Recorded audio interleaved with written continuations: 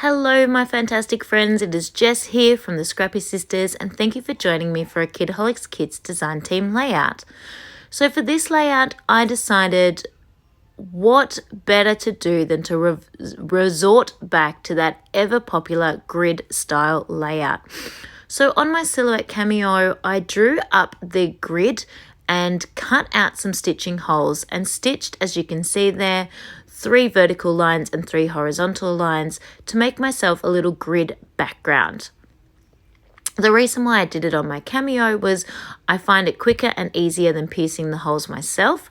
And then all the holes are ready to go. I know that they are in a straight line. I know that they're perfect. So that definitely was my little cheats way of making those holes. If you are interested in how I make stitching patterns, stitching cut files, I do have a video on my channel. So give me a shout out and I am very happy to link you through to that channel if you can't find it. I then went ahead and cut some 2x2 squares out of sort of corresponding pattern paper. They're all kind of the blue and teals except for that gorgeous coral color. I wanted to throw that in as well. I distressed all the edges just to create some interest, and I have glued all those down. Then I've popped on my title, Yay Spring Cleaning. When I first got this kit and saw the spring banner, I really wasn't quite sure how I was going to use that. I don't have any spring photos. But in this particular photo, it is spring and I am cleaning. It is from 2013. I'm not actually spring cleaning for joy. Katie is moving out of a rental property and I am helping her do her end of lease clean. And the journaling will say something along the lines of, why is she making me clean the bathroom? Because it is my least favorite job in the history of the world. But I did it because I am the ever amazing sister. Now, you might be wondering what I'm doing over here on my actual page. I popped that swan on the page and realized those see-through stickers are just too see-through and my clusters are not working. They're not having the pop that they should have. They're really getting lost on the page. So I have stuck the swan and the little floral piece onto some white paper, and that has made the world of difference. So I'm going to go back to that first cluster and I'm going to pull off the house and I'm going to stick that onto white paper as well and make it a little bit more stuck out too. Now I didn't do that on camera because I didn't think you needed to I didn't think you needed to watch that process, but that is what I was doing. So I'm going to go ahead and do each of my clusters is going to have a little bit stuck onto white as well, just to really make those stickers pop off the page, because otherwise I feel like they get lost. So that's my little tip if you're finding those see-through stickers are a little bit hard to work with. I know heaps of people do this already. They stick them onto paper and cut them out.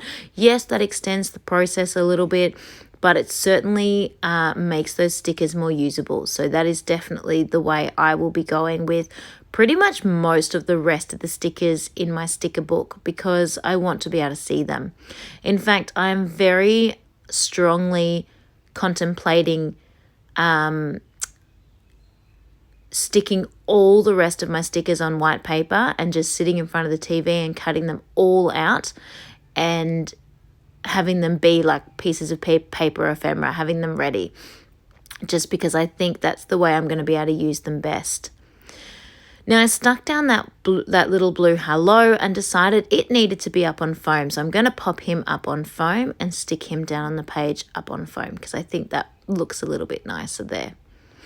Then, so far I've done 3 clusters, and one could say I could stop right there because, you know, visual thirds, triangle effect and all that, but I like to live dangerously and I'm actually going to do a 4th. I have another teacup. I'm determined to get them all on this page. I'm not really sure how else I'm going to use these teacups, so that's it. They're getting on. I'm also not really sure how I'm going to use the entire sticker page of like high tea-esque stickers, but we'll get to that another day. So adding all the bunnies and all the beautiful things onto this last little cluster. This is mostly, this entire layout is mostly made up of stickers from the very first page of the sticker sheet. I think I have almost finished the entire first page of the sticker sheet. There is the word bloom, and I think there is one black and white sticker left on that front page of the sticker sheet, so I'm pretty happy with that. Now those letters yay are literally just hanging on to the very, very, very end of the banner spring. They're not going to last there like that, so I will pop those up on foam off camera. That is just a super fiddly little process, cutting teensy tiny little thin bits of foam just to stick underneath those letters. So I do that off camera, but just to give those a little bit of stability. Adding some gold splatters, mostly focusing those gold splatters on my clusters. And then I'm calling this one complete. And I'm super happy with the way it turned out. It is a really dark and not all that great photo, but the layout is so light and colourful that I think it helps sort of lift the mood and feel of the layout of the photo. So thank you so much for watching and have a fantastic week.